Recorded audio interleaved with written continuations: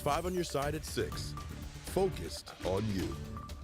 Let's get right to a developing story in South St. Louis where police are investigating a violent attempted carjacking. Thank you for joining us tonight. I'm Ann Allred. And I'm Mike Bush. This happened overnight in the city's Tower Grove South neighborhood, and police tell us one of the suspects opened fire on 3 victims as they drove away from the scene.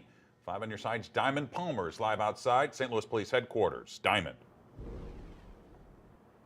Well, Mike and Ann, police tell us that 2 suspects armed tried to take a pickup truck in the Tower Grove South neighborhood, but the 3 victims in that pickup truck refused to give it up and then tried to flee the scene. But that's when the suspects then began firing at the victims, striking one of the passengers. No, not at this time.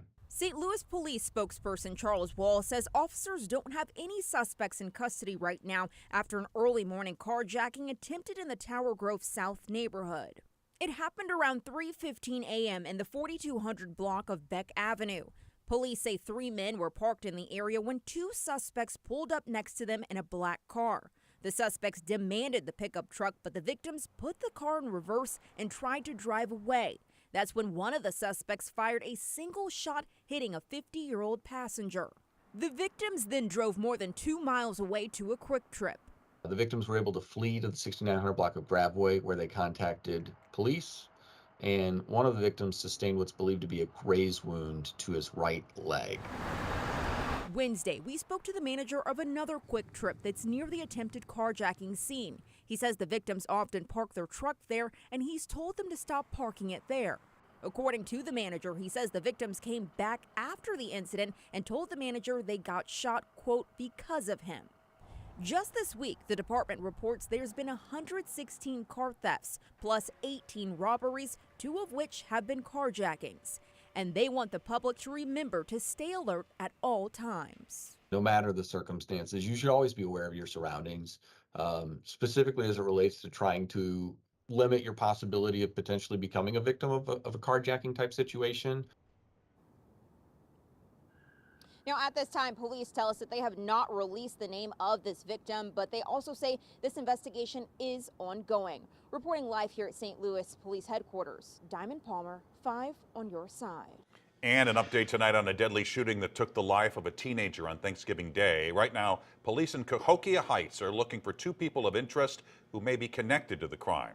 Our Justina Cornell is here in studio with the latest on this investigation. Justina. Yeah, Mike, so Cahokia Heights police tell us these 2 men should be considered armed and dangerous. Now, they won't confirm if either of them are the shooter, but do believe they are somehow connected to the killing. Now, this all happened around 4 on Thanksgiving afternoon.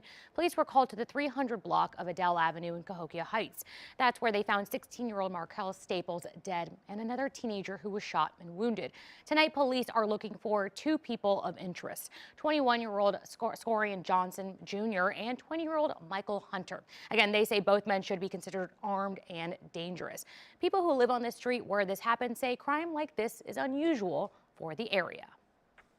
My son went out for a walk and he noticed that there was this car resting against our guest's car, and he said, well, call police. It's shocking because we never ever have anything in our neighborhood. Now, police are hoping someone will come forward with information so they can take these people of interest into custody. Anyone who recognizes these men should call the Cahokia Heights Police Department at 618-825-2681. A live look now at downtown St. Louis, where the sun has set on a pretty nice day. Some areas even saw 60 degrees. So how's tonight looking? Chief Meteorologist Scott Connell has our weather first forecast. Well, Mike, it's not going to be as cold as it was last night and early this morning. Certainly today turned out to be a stunner. If you missed the sunset this evening, well, you're in luck. We've got the pictures of it to prove that it was absolutely gorgeous this evening as the clouds are starting to roll in. Those are high, thin clouds that are coming our way, made for that pretty sunset. We were in the low 60s, upper 50s today. Those high clouds will keep us from dropping all that much tonight, but we're already down to 48 at Lambert. Even so, it is a great night to head over to the Missouri Botanical Garden, one of the family nights there for the Garden Glow. Here's the deal. Clouds are coming in. We had that gorgeous sunset. It's a nice evening. Rain's going to be developing later tomorrow, especially after lunchtime, and a steady rain on the way Thursday night, letting up on Friday. But will the cold air build back in after this system? We're looking at that as we head towards the weekend in a few minutes, Ann. Thank you, Scott. The city of St. Louis could revive a push to expand homeless shelter capacity after the first attempt failed.